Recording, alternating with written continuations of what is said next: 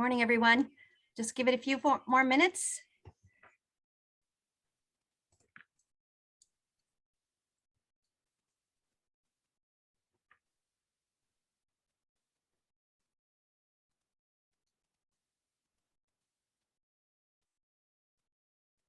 Nice to see familiar faces joining us again. So just checking that you're all here to talk about advanced care planning conversations.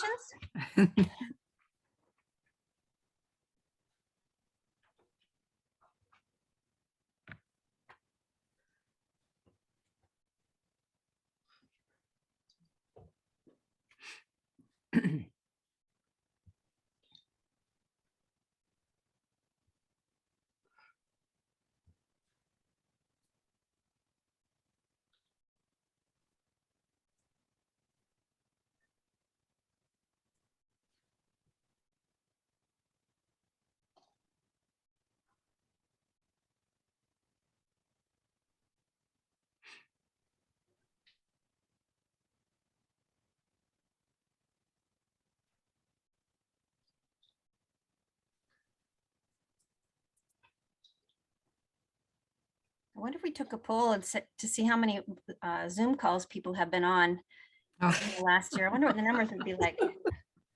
Deb, I'd rather not think about it. The cartoon that Deb just sent our group of Yes. cartoons about Zoom calls with us less than tech-minded people. And in a Zoom call, you really got about 10 minutes of actual activity. The rest was fixing things, but we don't have that because we have Shelley. Oh, which is always Who is the a worst part. master. She's great.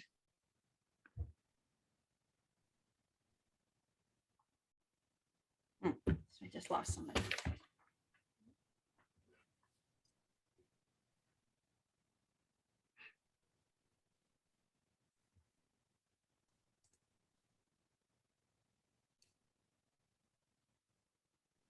There. Organized and ready to go. Excellent, Sue. Yeah, sorry. Of course, there's always a phone call right at the moment when you start. There's some law. But it's a good reminder for the rest of us to mute our phones. Yes. Oh, yeah, right. Yes. Or ourselves, period. Yeah. Or the rest of the household. Yeah. Yeah. I was on a Zoom call the other day with a bunch of people at a meeting, and this poor woman, her, I don't know what, been maybe 4-year-old, come whipping out of the bedroom, stark naked, dancing up and down. Her screen went blank. Oh my goodness. He's got a career in politics coming up, doesn't he?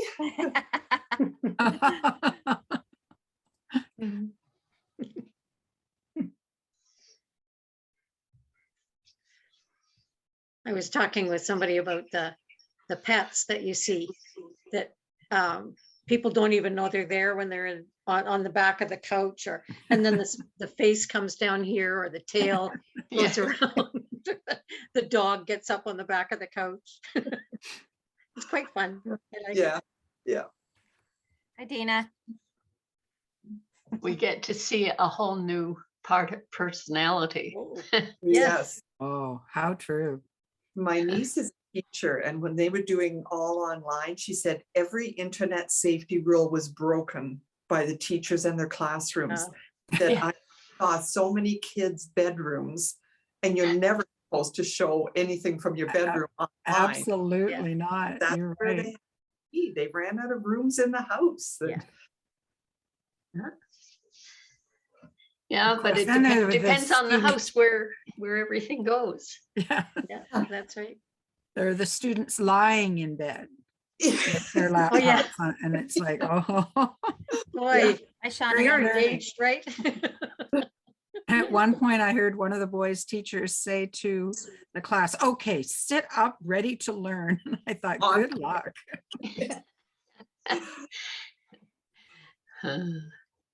I I think think I told you the story of my three-year-old grandson who, when his mom was trying to get his attention a couple of weeks ago, his little finger came up. He says, "Mommy, I on a call." Yeah. Uh-huh. Yeah, she's been doing so much from home. Yeah.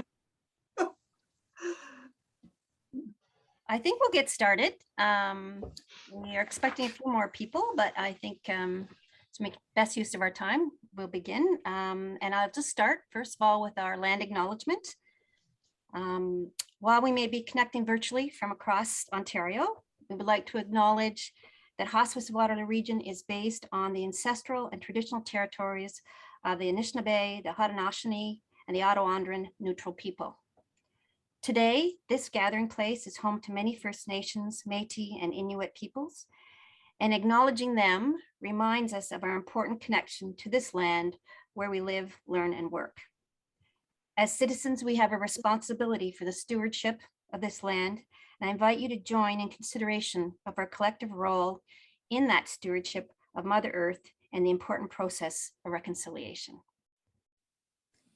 So, thank you for joining us today. We're here to talk about advanced care planning conversations, and we have a very capable expert team, the ACP ambassador team for hospice, and I'll just get you to raise your hands. We have Wanda, we have Patty, we have Lynn, we have Deb, and we have Dana someplace here. Yeah, there's Dana.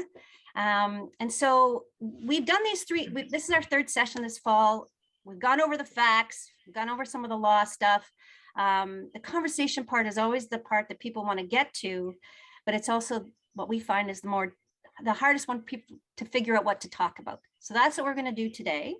We're going to do a couple things before that. I'm going to ask you when the team is speaking to mute your line.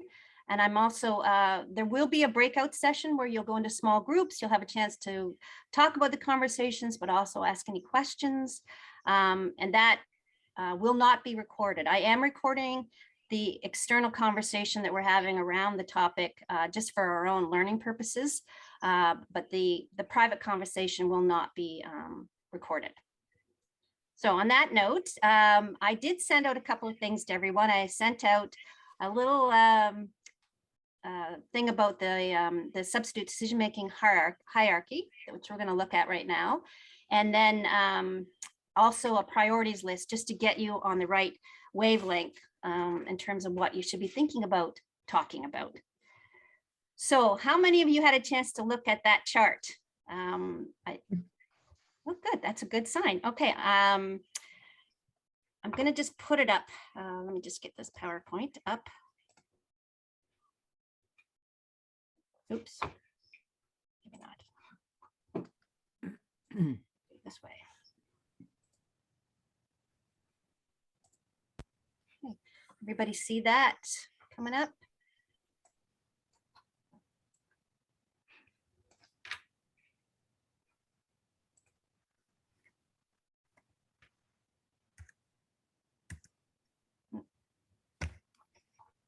Sorry, it's not, for some reason it's not moving forward. Oop. Okay, can you see that? Yes. Okay, so on the left-hand side, so let me back up just a second. As I said in the note that I sent out to everyone, what we found in our presentations is most people know a little bit about substitute decision-making. They talk about power of attorney, but very few realize that the Ontario government has created this list that provides you with an automatic decision maker. If you've done nothing, this is the list that the healthcare provider is going to use to figure out who's making decisions on your behalf. So there are two things for you to think about as we look at this: is is the person that you would like to speak for you the highest ranked person on this list? So, and if not, are you happy with who that person ends up being based on the list? And secondly, are you, because of the way this is ranked, somebody's substitute decision maker and you didn't realize it?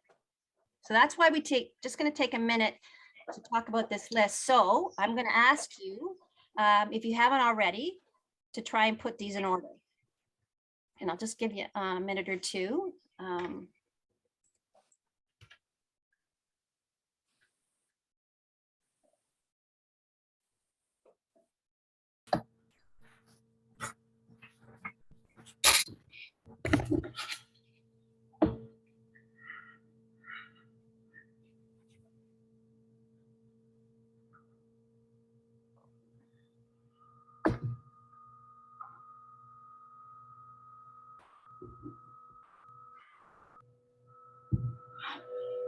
Should I be checking to see if the ACP team's doing it too and see if they get it I'm right? doing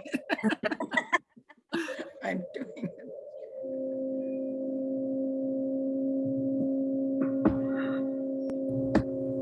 You could mute your lines, just there's some kind of background.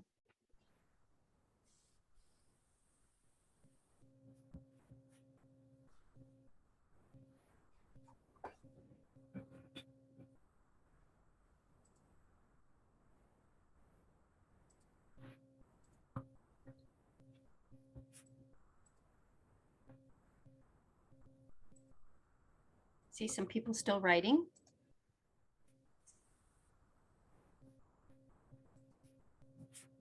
Looks like we might have everybody. Almost. Okay. So I'm going to turn it over to the actual correct list and see how we made out. So if you look at your list and you compare it to this one, how did you do?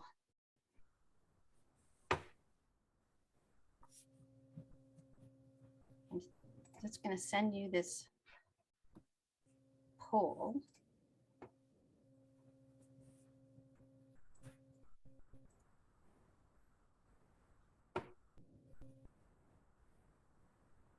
And Lynn is going to go through this just to give you some background on it in a minute, but I just want to give you a chance to see whether you got them in the right order. Okay.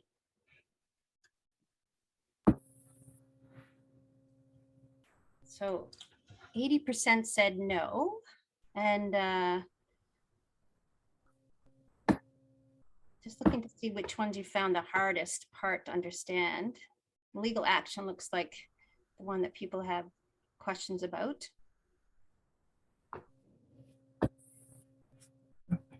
Okay.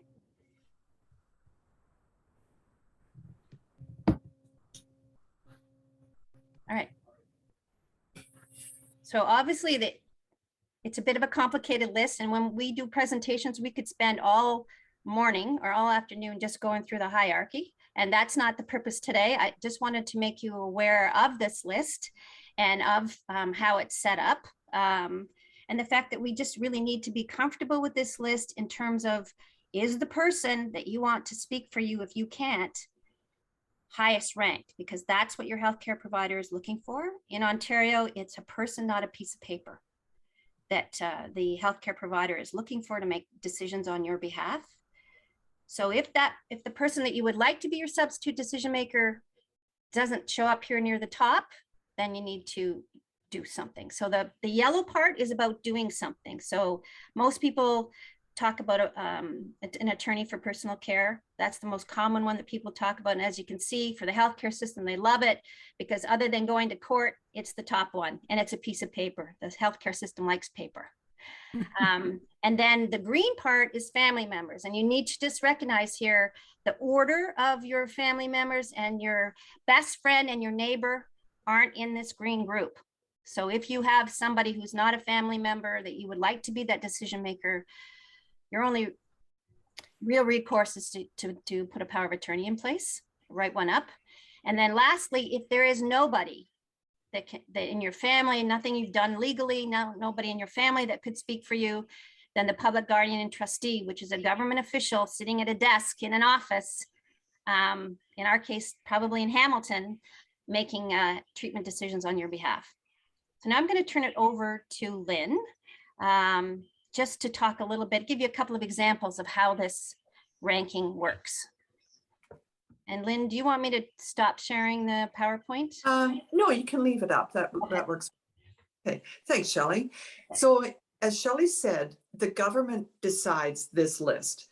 This may or may not match who you would ask to make decisions on your behalf, should you not be able to speak for yourself for healthcare. So the first one being a court-appointed guardian, you'll know it's you because you sat in a lawyer's office with somebody creating this document that you are someone else's guardian. And if someone else is your guardian, it's because you're not capable to make lots of decisions. This might be someone who has an adult child with mental disabilities, intellectual disabilities, that physically and mentally cannot make decisions on his or her own.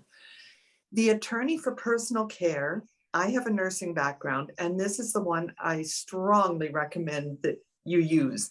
This one, you again, think about it. You can go to a lawyer and make this document, or you can go to the internet and Google attorney for personal care, and a document will come up with instructions of how to make it legal.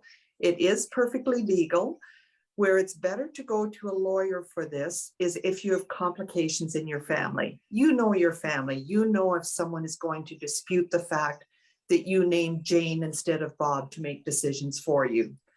So think about your own situation. This is all about you. Be self-centered when you're thinking about all these things. The attorney for personal care is not a lawyer. An attorney in Canada is someone who speaks for you, not a lawyer. The next one, representative appointed by consent and capacity board, is again created by lawyers that if you cannot make decisions for yourself, nobody has been appointed, a close person to you could go to the lawyers and say, I know this person well, I know their wishes, I would like to speak on their behalf. And you go through a lot of hoops to make yourself be the legal representative for this person. Then you get into who the government says is your family. Who you say is your family may not be the same as this. What if you're estranged from a couple of people on this list? They're still going to be allowed legally to make decisions for you if you have not appointed someone legally to make those decisions. So the first one, the highest ranking of family, is spouse or partner. Spouse or partner is same sex, opposite sex, legally married, or common law. You must be common law for 1 year before you're legally called a spouse for making healthcare decisions, or you must have a child together. That is a current spouse. If you've become separated from your spouse, that is no longer your spouse, no longer falls on this list, unless you appointed that person legally as your attorney for personal care. Even if you separate or divorce that person, that is still your attorney for personal care in the power of attorney document. So one more thing to think about if you have marriage or relationship breakdown. Then it comes to parents and children. The sandwich generation, it can have both of these. You can have competent parents. You can have competent adult children. A child only has to be 16 years old to make decisions on your behalf. That is awfully young to ask someone to make end of life or life and death medical decisions for their parent. But that's what the law says. Then you get into, if you have parents who the children, they do not have full custody of the children, the one with full custody is considered the parent. The one with only right of access, if there's no parent still available, then it becomes the parent with right of access. Then it comes to siblings, all of your siblings equally. Same with all of these lines. Everybody who fits on this line all gets an equal voice. When it comes to your children, if you have 4 children, they must all make one unified decision on your behalf. With siblings, all of your siblings, one unified decision on your behalf. If there's none of these, it gets to any other relative. That's anyone who's related to you by birth, by marriage, by adoption. It's aunts, uncles, cousins, grandparents, grandchildren. That's a big list for some families. That's a lot of people to pull together to make one decision. If there is absolutely nobody, or all of this list cannot make an agreed upon decision, a public guardian and trustee will be appointed on your behalf. And as Shelley said, this will be someone you have never laid eyes on. They know absolutely nothing about you or your life or the decisions you would make. It's a person sitting in an office who will review your chart in the hospital and make a decision on your behalf. You don't know what that decision will be. They don't know anything about you. So put yourself on this list both ways. think about yourself as being the patient who needs decisions made for you. Think about yourself as being someone whose loved one is on this list and they are the patient. And now, oh, surprise, you're going to be making decisions for that person. And you had no idea that you were going to be a decision maker for that person till this list came up. While you're thinking about that, think about the what ifs. What if the person who would make decisions on your behalf is not able to? For me, my husband is legally appointed my power of attorney, plus he's my spouse, so he fits into two lines there. What if he and I were both involved in a car accident and could not speak for each other? Then it would go to the list, and whoever comes up first on that list would be making decisions for each of us. Now, in my situation, actually, until recently, the next person would have been my father, who at the time was 98 years old and mentally competent. I wouldn't want him to have to make decisions for me. He could have said, no, I'm not going to make those decisions. And it would have been passed down. I don't have children. It would have been passed down to my siblings. And I know my siblings. I know they would scramble to make a decision. And eventually it would come up being the decision I want. But it would be so painful for them to get there. It really would have been a struggle for them. So when you're appointing an attorney for personal care, which again, I strongly recommend, appoint an alternate. Appoint one primary person to make decisions on your behalf. Don't appoint 3 or 4 people, because those 3 or 4 people will all have to work together and make one unified decision. Think about Christmas coming up. Your family's trying to plan what we're doing for Christmas this year. How well is that working with your 4 kids? There's a lot of input, a lot of back and forth, a lot of, I want it this way. No, we're going to do it this way. Turn that into making decisions for someone's personal care with those same people. It's always best to put one person in charge, and then appoint an alternate, someone that you trust to step in if you need it. I like to appoint a second alternate just because I like all my bases covered. So that's the law. That's how the law works. Now, to put it into effect, as I said, I have a nursing background. I worked in intensive care. So we saw many patients who were at end of life and could not speak for themselves. So someone had to speak on their behalf. I had 2 couples that just stick out in my mind so clearly from many years ago. The first one was a man in his late 70s, had a massive stroke, and he had no hope of recovery. We knew that he could not recover. He had no kind of physical activity. He couldn't eat, couldn't see, couldn't hear, couldn't sit up, couldn't breathe without a machine. He was 100% dependent on life support, tube feedings, living in an intensive care unit for all this care, and no hope that he could recover. So we would explain this to his wife, who was his substitute decision maker, and we would say, is this what your husband would have wanted? If he could speak to us now, would he tell us to continue with this life support and dependency on machines? And she said, oh no, he would hate this. He would not want this at all. So our second question is always, why are we doing this? Should we change our course of treatment and just go to making this gentleman comfortable in his last moments or days of life? Why are we continuing to treat him? And her answer to that was, because I want it, and I'm the one making the decisions. So I want him kept alive. You will keep him alive. Okay, that's one thing for a short term.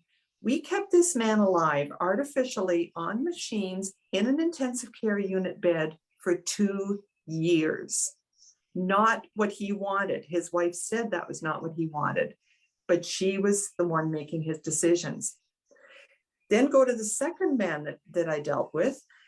This man also, they were in late 70s. He had been diagnosed with cancer and had some time to live with his cancer yet and was coping well. But then he had another health crisis on top of that, ended up in the emergency room, and the doctors said to his wife, he needs life support. Do you want us to put him on life support? And she said, yes, of course. So 2 or 3 days later, he was in our intensive care. Again, we felt that he was not going to recover. At very best, he would recover for a very short time to suffer with his cancer for whatever time he had left. So discuss that with his wife. And again, the first question is this what he would want? And she said, no, absolutely not. When he was first diagnosed with cancer, he called a formal family meeting. He sat down and told the whole family, this is my wishes. This is what I will accept as treatment. This is what I will not accept as treatment. And life support was on his do not accept list. So the second question is, why are we doing this? Why do we have him on life support when he said not to? And his wife said, I just couldn't say no. When the doctor asked me if I wanted everything done for my husband, I couldn't say the words. Even though he told me I needed to, I couldn't say it. So fortunately, this man, being as organized as he was, had written his wishes out, had documented all of his wishes when he had this formal meeting with his family. His wife brought that piece of paper into us. We sat and read it together with her.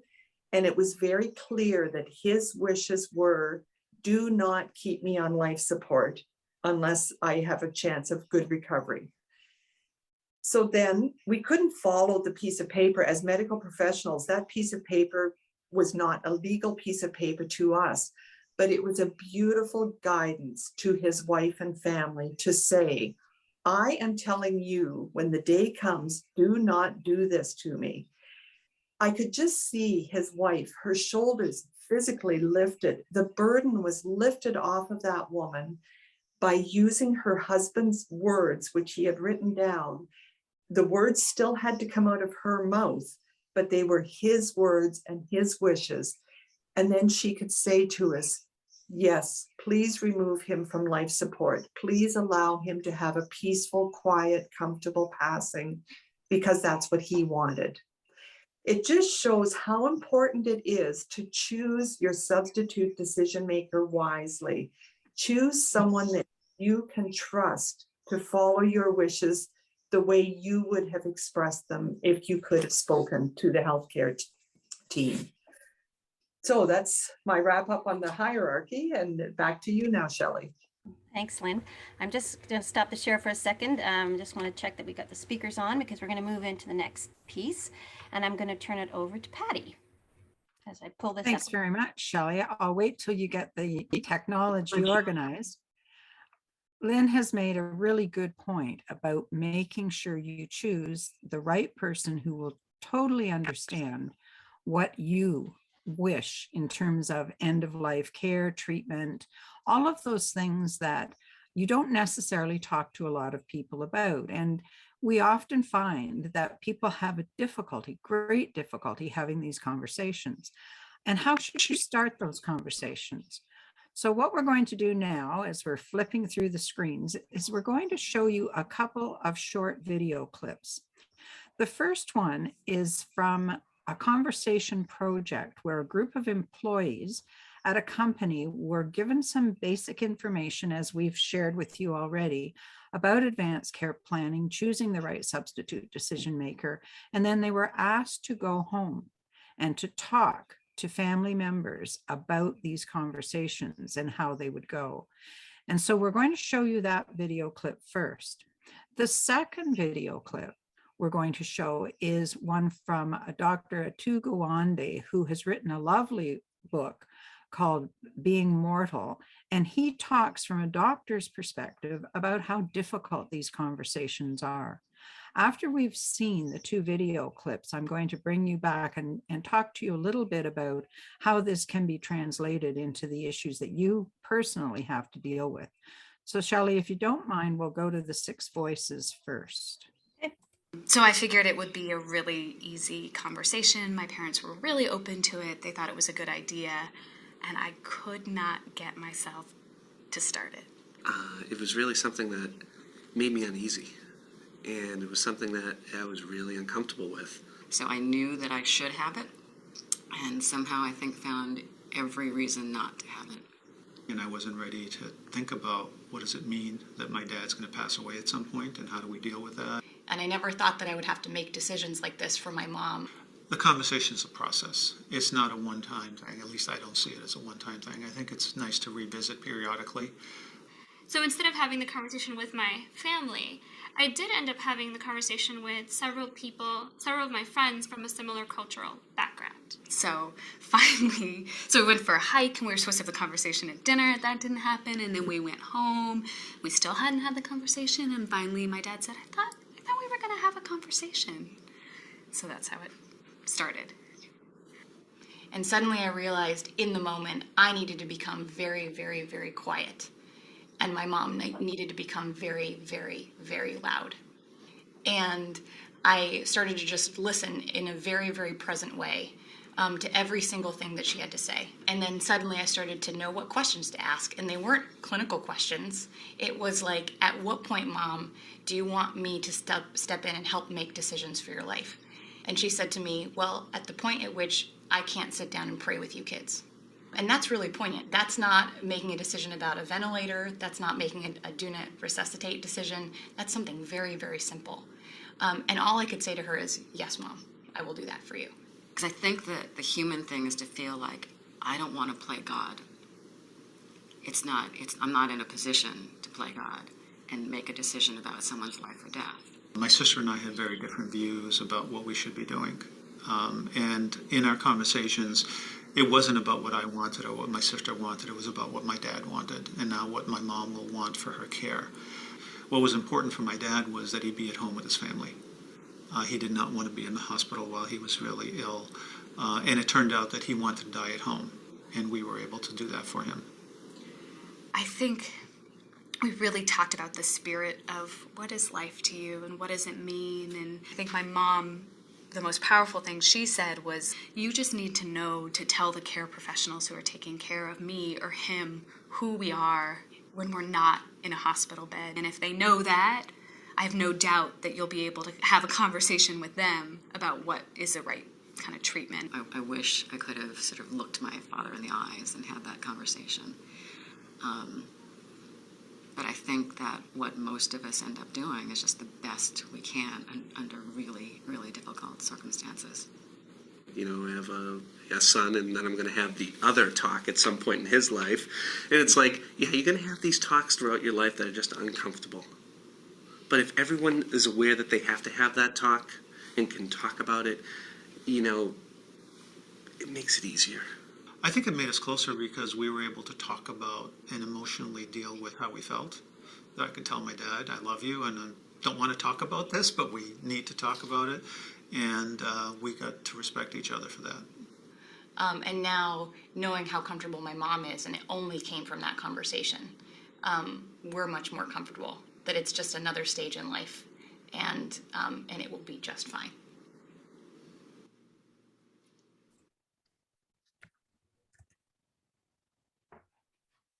Patty, do you want to say anything or you just want me to turn the next No, one? let's go right into the second one and then I'll talk about both at the end. Okay.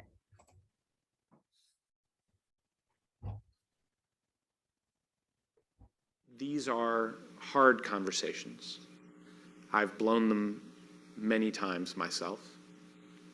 I've not known what to do. And with this study coming out from the Mass General where the patients had seen a palliative care physician, I realized that the gain they'd gotten was that really they'd seen 6 people who knew how to, that's the staff at the Mass General for palliative care, that they'd seen one of these 6 people who knew how to talk to them about the end of life. And so what I did was I went to those doctors and just said, I'm really bad at this. If you had to make a little list for me of what it is that I should talk about with people facing these problems, what would you put on that list? One of the doctors that I spoke to was a palliative care physician at the Dana-Farber Cancer Institute named Susan Block. And Susan encapsulated it, I thought, the best for me, at least in a way that I could use.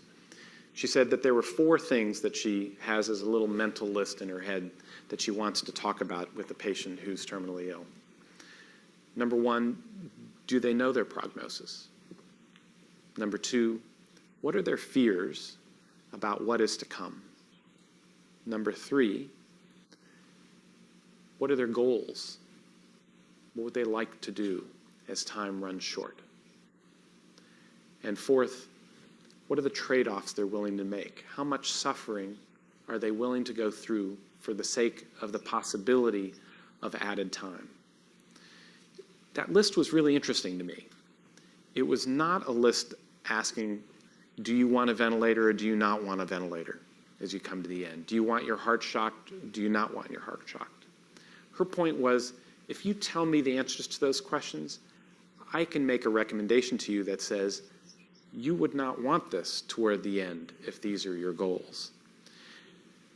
Our misconception is that the conversation is about hard choices.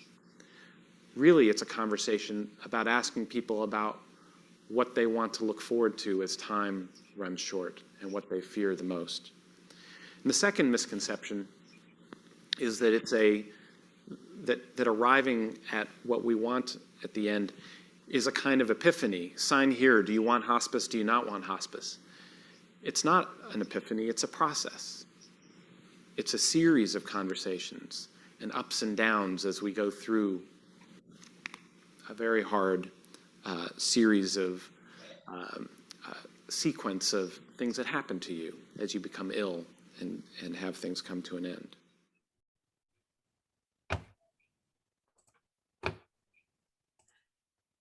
Thanks, Shelley. When I was being trained as a volunteer for hospice, these 2 video clips were part of our training. They had a really profound impact on me. What I like most is the common message of this is a process. This is not a one-time, let's solve all the problems in one sitting and in one conversation. But also the fact that the conversations are not easy conversations. They take time, they take thoughtfulness, they take an environment. We love to quote Dr. Mannix, who is one of the people we refer to a lot on our team, about having a cup of tea and sitting down and having a conversation. And maybe for some of you, it's a cup of coffee or a glass of wine. Maybe it's going for a walk. It's finding an environment that's respectful, that's comfortable, that allows the conversation to go on. And the conversation will continue. But it's getting it started. That's a real challenge for people. The other thing I really appreciated about these video clips is the one from Dr. Gwandi, where he talks about the 4 things that are really critical. And I'd just like to review them for you. First, do you know your diagnosis and prognosis? Do you have any concept of how long you might live or what the road ahead will look like? It's really important to be able to chart that conversation based on what's happening to you at that time. The second is, what are your fears? What is it that you fear as you approach end of life? But what I really like is the third point. What are your goals? What do you want to continue to be able to do? To live your life to its richest and fullest as long as you possibly can. And the fourth point is, what are the trade-offs? One of the quotes that we often use from a gentleman that one of our clients talked about is, if I can still watch football and eat chocolate ice cream, I'll be fine. What if you can't do that? What kind of treatment would you prefer instead? The other reason that these 2 video clips had such a profound impact on me is that my sister was very ill with cancer, diagnosed quite rapidly. And when they operated, thinking it was a tumor and they could remove it, they discovered that she had had cancer of the appendix. It had really completely gone through her whole abdominal cavity and so on. And there was absolutely no choice that she would live. They offered her about a 6-month window. And my sister was an accountant, so she always saw things in black and white. So she pulled each of her family members individually into her hospital room and sat down with each one and asked them, what are you most afraid of? And then she told them what she was most afraid of. She asked them, what are your goals in life in the time, or what are your hopes and dreams for the time we still have together? And then she talked to them about the trade-offs she was and was not willing to make. As a result of those conversations and with her family's encouragement, she lived out her dream. And she and her husband and one of my other sisters went to Tuscany. They had a wonderful 2 weeks in Tuscany, drinking wine, touring all the lovely villages and cities there. And then she came home and she decided that she would try some chemotherapy treatments. She was doing the chemotherapy treatments because of the wishes and dreams of her family, not because of her wishes and dreams. And as a result of that, the chemo treatments were so strong that unfortunately she passed away in a very short period of time. I do believe it was the treatments and the feeding tubes and so on that caused her death. I often wondered afterwards if she had had those conversations earlier when she wasn't under the pressure of illness and knowing that she was going to die, would she have made different decisions? Would she have continued the trips to Tuscany? She had a beautiful garden. She loved to garden. She was a volunteer at the hospice in her area. She was the treasurer on their board of directors. Would she have been able to live out those dreams instead of spending her last couple of months really in a lot of pain and discomfort? But she did it for her family. And there's the issue that we have to talk about in these conversations. Is it for you? Or is it for your family? How do you make those tough decisions as you have these conversations? Because it's so easy to get caught up in the, oh, mom, I want you to live forever, which is essentially what her children were saying. Or her husband saying, I don't know how I would live without you. And quite frankly, none of us understood that at the time either. She really was the accountant controlling one in the family. And her poor husband has suffered a lot since her loss. But those were conversations that they never had in any detail. It was this rushed, hurried event when she was first diagnosed, and she lived for 4 months. She didn't make it to 6. And I often wonder if it would have been different had she made some different choices based on her values only and not succumbing to the values of others. So those are the tough things you have to think about when you have these conversations. What is it that's really important to you? What are your trade-offs? What kind of quality of life do you want in those days and weeks ahead as you face end of life? And none of us really want to talk about it. None of us really want to anticipate it's going to happen, but it is a natural part of life. And as they said in both of the video clips, it is a process, it's ongoing, and it needs to continue. So we hope that that's given you some stimulation, some concept of the kinds of things that you can talk about. I'm going to turn it over to Wanda now, and Wanda's going to lead you into our next exercise in our breaking into groups and so on. And we will answer any of your questions in those discussions. Normally we might stop now, but we don't want to get sidetracked. We'd rather wait until we have an opportunity for discussion in the smaller group. So Wanda, it's over to you. Thanks, Patty. Excuse me. I've got a frog climbed up in my throat this morning, so please bear with me. We're going to be breaking into smaller groups to have a chance to share our thoughts. Each of these groups will be led by one of our team of advanced care planning presenters. Please have your priorities list handy to refer to if you can. It was sent to you with the information, as Shelley said, for joining this presentation. We'll be asking you to share what is important to you in your life. And we'll also be asking you sometimes to wear 2 hats, as a substitute decision maker for someone else, and as the person needing a substitute decision maker. What is the information that that person would need the substitute decision maker for you? What do they need to know about you? And what do you need to know about someone that you're doing this task for?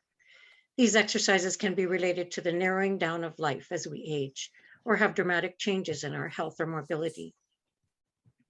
It is hard to know what to say, but these conversations are about what you wish for, in the ways you are cared for if you can't speak for yourself. Pardon me, as Lynn said, be self-centered.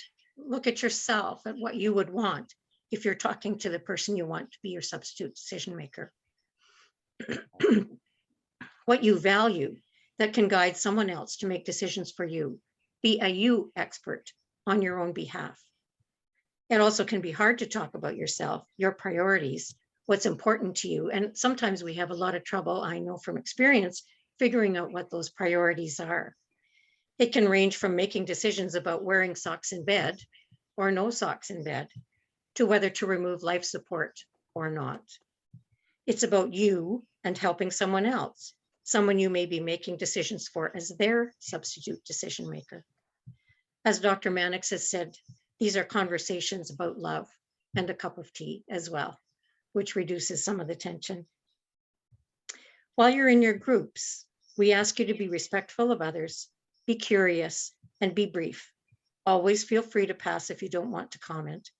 And hopefully we'll all feel freer to have conversations with the important people in our lives after we go through this bit of an exercise. Okay, we're going to break up into groups now. Shelley, we were right in the middle of a question, and I don't want to let it go because I think it would be one that the whole group would appreciate if I can impose. Would that be all right? Sure. Yeah, go ahead. Susan, you were asking a question. Can you unmute and ask that question? Because I think that would be helpful to the whole group. Okay. So it's my wish that I not be kept on life support if there's no chance of a reasonable recovery. And I'm not sure what the scenarios or how I have to word that. Like I don't know what questions my family would be presented with. Like, is it simply that, okay, Susan's, if we put her on life support, we know there's no chance of her, there's no brain activity. Is that simply it? Or are there other scenarios? Like, I don't know all the different scenarios, I guess is the word. So what do I need to make them aware of? Because we've been saying that you should write down your wishes. We just happen to have some medical practitioners on our team who will have seen this actually happen in action. So I, as a former teacher, don't have that ability. I am going to turn it over to whichever of them might like to answer that question. Can I jump in on that one? I worked in intensive care for, I think, about 1,000 years, something like that. This question came up repeatedly in my career. People would be on life support. We did our best to get them to a point that they could maintain their own life without machinery. But sometimes bodies have time-limited offers. We aren't going to live forever. We know that. You don't know when it will happen, but it will. So we have someone on life support who is, the medical team will be the ones that will say to you, this is not going well. We have tried this, this, and this. We have not been successful because the body is not able to respond and recover from the severe illness, whatever it is that's going on.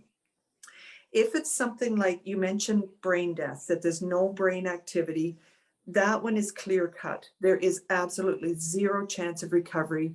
And the medical team would recommend to the family that life support be withdrawn. Not very often does it come up as clear, the cut and dried answer is that. We worked in gray areas all the time. So the answer, the advice from the medical team would usually be, we've tried this, the body is not responding well. We've tried this, they're not responding well. We're not seeing that you're going to get back to the life that you wanted to get back to. Would this person want to continue on living on life support for 2 years, as we can do? We can keep people alive for a long time. Or would they want to be allowed a peaceful, comfortable death? Number one, comfort will be guaranteed. You do not have to be uncomfortable. In this day and age, there are such wonderful medications to make you comfortable. So the patient would receive comfort meds, and then life support would be respectfully and withdrawn with offering peace as the goal. That it would be kindly done so that the patient is not struggling for breath, they are not suffering for pain. They would just be unaware and would eventually just naturally on their own stop breathing and their heart would stop beating. It is, I've seen many, many very peaceful deaths when life support is withdrawn. It's something that you as a family, if it's nagging at you and saying, why are we doing this to our loved one? Why are we keeping them alive? Please go to the medical team and ask that question. They will tell you if it's appropriate to keep trying this, to keep this person alive or not. That's their job. If the medical team comes to you and says, we don't think we can do anymore, it's not because they don't want to, it's because they cannot do anymore. So please listen to them. It's a tough thing to do, but it is always done kindly and compassionately. Thanks, Lynn. Susan, I hope that gave you some insights into what you might discuss with your family. Thank you, Shelley, for allowing us to finish that.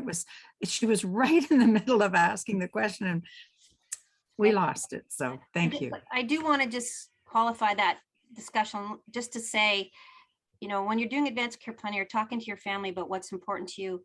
There's no way you can cover every possible scenario. The one we just talked about is a pretty much a clear-cut kind of situation, but it may never happen to you. So as a substitute decision maker, I want to know what makes life worth living for you so that I can look at that and compare it to what the treatments are telling me are going to be, not have a list of treatments, yes or no to. I just want to throw that out there. Yeah, Lynn, you have a... we were just in the middle of a question also when we ended the one of the participants pointed out, it is not an honor to be asked to be somebody else's substitute decision maker. It is a chore. It's a chore that I hope you can accept lovingly, and I hope that you have someone who can accept it on your behalf lovingly and will do a good job. It is not to be taken lightly, this decision. Good point, Lynn. That's a pretty good segue, I think, Deb. I think so. Into the conversation, so I'll turn it over to you. Do you want me to put up the PowerPoint? Certainly, you can put up the bubbles if you'd like. Okay. I'm just going to introduce this by saying that in our group, we talked about not so much the big scary things like, as Dr. Gawande says, shocking the heart and deciding to put people on the ventilator or worse yet, taking them off. We talked about quality of life as it related to things in our environment like light and music and the presence of family and the ability to have conversations with our family, choices around the geography or the location of our passing. So it's interesting, we were on one end of the spectrum and clearly some of the other groups were far on the other. So my role here this morning is to help get you launched. No doubt by now you're probably having a conversation with yourself about how very difficult these conversations might prove to be. You might be thinking about a previous conversation you had with a family member or even in the work environment where you've clearly the message didn't get through. Maybe you fear that it's not going to go well or that you're going to get it wrong. You're maybe worried that emotions are going to get in the way. So let's take a look at some of the bubbles here, just as an opportunity to get launched on these conversations. And the one that worked with my family, if you hear the cat yelling in the background, my apologies. The one that got us started in our family was up in the top right-hand corner. I was thinking about what happened too. And in our case, it was a good family friend that had a very difficult passing, which launched my father into the frenzied phrase, just take me out back and shoot me, which is clearly not an option, but it did give us a chance to get started on the conversation. It made us all realize that there was things that we needed to get clear. My doctor is another bubble here, asked me whether I'd shared my wishes with a family or substitute decision maker. I don't know if any of you have had this conversation with your family physician, but certainly here in Ontario, your family physicians are not going to be the ones who are caring for you in an acute care situation or even in a hospice environment. So it's unlikely that even if you have had a conversation with a trusted physician, that that information will find its way to the people who are caring for you near the end, which takes us right back to Lynn's earlier point of being really clear on the conversation and what you want to have and have not, and having something written down. Just opening the conversation with, I need your help with something, and be straightforward. We all know that in the last 2 years, how suddenly things can change. So you could start with the phrase, my health is really good right now, but I want to talk to you about what would happen if I did get sick, or when I get sick, and I need somebody to make decisions for me. You might want to use an example from the news. I don't know if any of you remember, several years ago, locally, there were family members whose battle over who should make choices for Dad, who was sick in hospital, found its way into the local papers. And there was a great battle going on between the current wife and the ex-wife, who was listed as the substitute decision maker of note, but did not have, who hadn't lived with the gentleman for several years. And it got very messy and very public, which is something that none of us would like. So we've talked about Dr. Mannix and her lovely cup of tea scenario. These are and can be and should be gentle conversations. One of the things that we've learned in our hospice education was the acronym WAIT, which stands for Why Am I Talking? Watch for body language, be still, be quiet, be respectful, acknowledge what it is you're hearing, and try to clarify that you're understanding. Be curious, and let the person know that you're willing to take on the role. So we're trying to look at this from the perspective of not only you asking a family member or a good close friend to act on your behalf, but also the flip side where you may be asked as a good friend or a family member to act in the role as a substitute decision maker, and the clear responsibilities that this carries with it. Try to have mentally practiced a bit. Well, the person you're asking going to be honored by this, or are they going to be anxious and fearful? Be as specific as you can.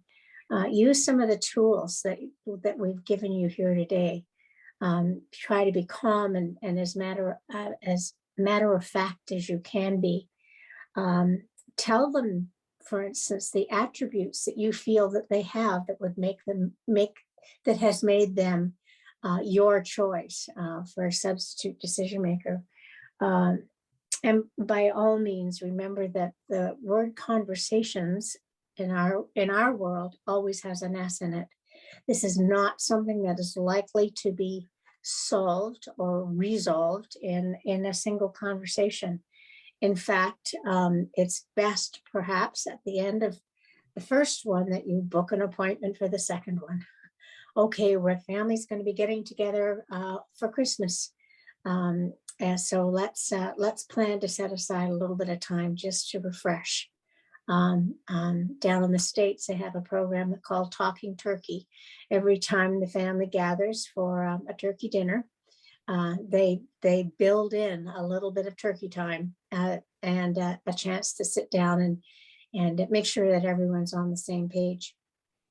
So that's my piece of the work, and I'm going to be handing it back to Shelley.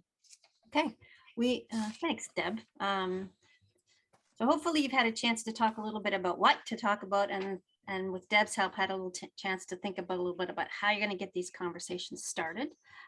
We have a few minutes before we have one more video we want to show you just to round things out from Catherine Mannix. And if you haven't read her book, With the End in Mind, she's a retired palliative care physician in the UK who retired early to devote herself to getting people to understand and take part in these kinds of conversations. And she's just launched a new book, which isn't available yet in Canada, called Listen, which is again about the conversations. So we had the privilege of being able to interview her, and we've used some of her clips. So before I do that, I just want to know if anybody has a question. We have quite a skilled group of ambassadors here. If you have a question, something that's come up during the session that you didn't get a chance to ask, or a comment you want to make before we finish things up, just put your hand up and my team will help me trying to track you down. Has anybody got anything that's burning? Kelly. Yeah, you're muted, unfortunately. Yeah.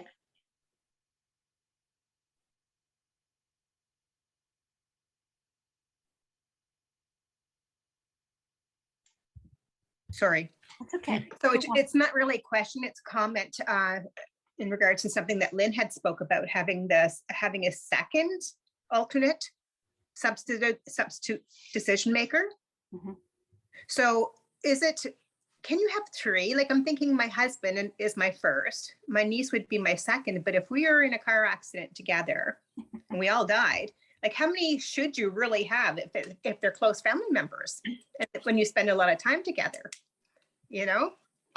Wanda has raised that exact point as a scenario. I don't know where Wanda is. Maybe Wanda wants to address that. Well, I've thought about this all the time. We've been doing these presentations, but a while ago was on a trip up to visit my son-in-law's mother, who had just moved into a nursing home, going north on Highway 400. And I looked around in the car, and there was my partner beside me and my daughter in the front seat, and that's it. Those were the two, my substitute decision makers, and I thought I'd done so well to have a second one. And if something happened to the car, you know, and the chances are high on Highway 400, yes, perhaps I'd better look at this again. So yes, I would recommend two alternates for sure. Okay. Yeah. Okay, thank you. And I think that one of the other things that we hear often now is don't establish a committee. If you want three people, make them alternates so that they're not all standing around trying to make a decision together as one. Yeah. Anybody else have something that's burning? No? I just have a quick question. Casey, yeah. And it might be directed maybe more to Lynn with her medical background. So I joined today because my daughter has Down syndrome and she's 19, but we're just in the process of, and we have no other children, and we're just in the process of getting things lined up for her future. I'm just wondering, you know, in terms of, you know, if she's in the hospital, have you ever had that where there's been a child, like an adult child with a disability, and has there ever been problems with the parents? Because we were told that maybe a legal guardianship might be, but then I hear from other people, no, that's a last resort. So I'm just wondering if you've ever encountered that, Lynn, where the parents didn't have a say in their adult child's medical choices or making a decision on behalf of their child. The only time that would happen is if you look at the hierarchy, parent is pretty high up on the hierarchy, but higher than that is legal guardian. So if someone else had been appointed as the legal guardian, now years ago, people with disabilities would live in a group home, well, still do live in group home, but then it was more of a facility where the parents basically lost their rights. That doesn't happen now in this day and age. So then you might see more problems where the people that managed that facility had more rights than the parents had. But now, as it is right now, your daughter's parents would be first on the list unless someone else has appointed legally to look after her. I love hearing that you're doing it at this age, not waiting till you're 75 and who's going to look after my daughter. But have an alternate. Who's going to look after your daughter when you're 75? have someone kind of in the back of your mind that kind of stays involved in your daughter's life and what's going on with her. The other thing there, your daughter, you know her better than anybody, but can she make decisions about her health care? If the doctor comes to her and said, we're going to do an operation on you and it means you won't be able to sing anymore, would you accept that operation? She can say yes or no. She can legally, if she understands the consequences of that surgery, she can give her own consent. She's an adult now. She can give her own consent, and her consent would be taken over yours unless you are appointed legal guardian. So I personally see great value in you and your husband being appointed legal guardians in the going down the road for your daughter. Find a lawyer who specializes in family law, though. Don't just go to the guy that settled your real estate deal when you bought your house. Find someone who knows these laws inside out. And I honestly don't know where to tell you to look for that, but I do have a name of somebody. Yeah, Brendan Poorin. He's a disability lawyer. That would probably be a good place to start. Yeah. So, but if she was deemed, you know, in the example you gave, if she was deemed incapable of making the decision, they would resort to the parents. Yes. Even though she's over 18, even though she's an adult, like she could be 25 or something. Okay. If I was at my age, in my 60s, if I going down that list of hierarchy, my father was 98. He would have been making decisions for me if my husband wasn't able to. So yes, you're still the parent at age. Yeah. Okay. So I just want to add, Lynn, too, just Tracy, if your daughter chose to live with somebody, if she was able to live independently and did have a partner, that partner would trump you as a parent. Right. If she's with that person for a year. So, I mean, that's not unheard of. So I just throw that out there too. Good point. Thank you. Thank you. Okay. I have. Oh, sorry, Peggy. Yes. Can I ask a question? Sure. Okay. What if someone decides they want the freedom to diagnose their own life medically or mentally or socially or physically, and they decide when their life is over and ask for methods of using suicide to end their life when they feel that it's finished for them, whether the medical people agree or not? So Peggy, I'm not sure that that applies here in terms of advanced care planning discussions. You mean, are you talking about medical assistance in dying? Are you talking about the new medical assistance or their own operation, their own decision to end their life when they feel that it's finished? So advanced care planning, the role of the substitute decision maker only comes into play if you are no longer able to make decisions for yourself. And so we're talking about healthcare decisions, but the discussion around you choosing to end your life isn't part of this kind of conversation. I don't know if that makes sense. Well, I guess it was the closest place I thought I would ask it. I don't know I don't know of another place to ask this kind of question.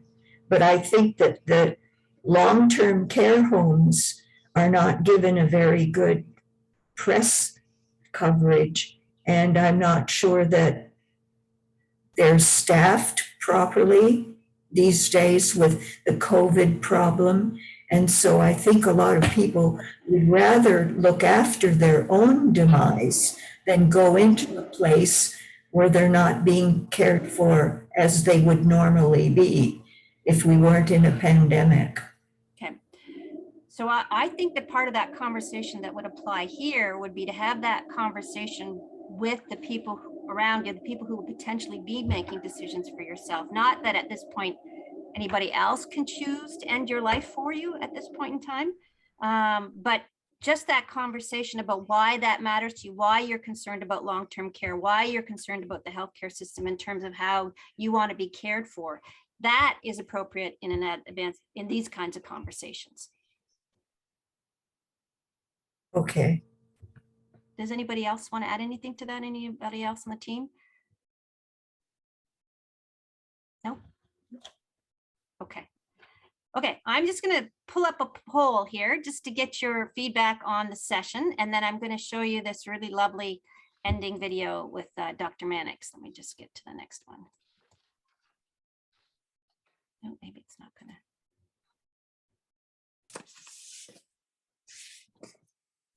I don't think it's going to give me my poll. Nope, it's not going to give me my poll. I'm going to leave that. I guess I'll just show you. Oops.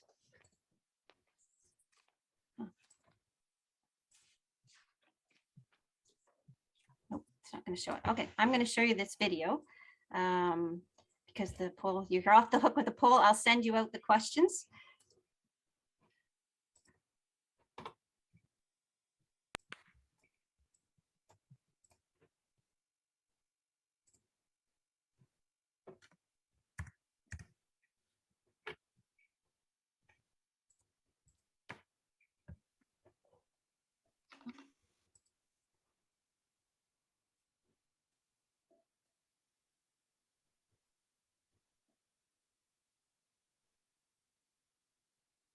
So we plan and we follow through on our plans by thinking about what really matters to us as people.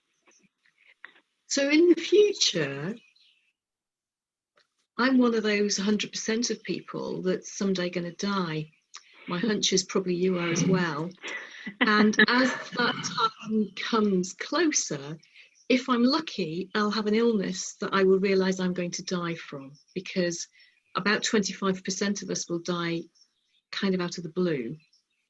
But even that 25%, more than half of those will know they've got an illness that might finish their lives. But it might actually do it by doing something sudden and catastrophic to them rather than a gentle fade. But personally, I'm going to prefer the terminal illness scenario because I'm used to that, I get that. And what's important to me is who the people are who are around me and how good my quality of life is day by day. So when we're having those conversations with people about advanced care planning, that's where we need to start.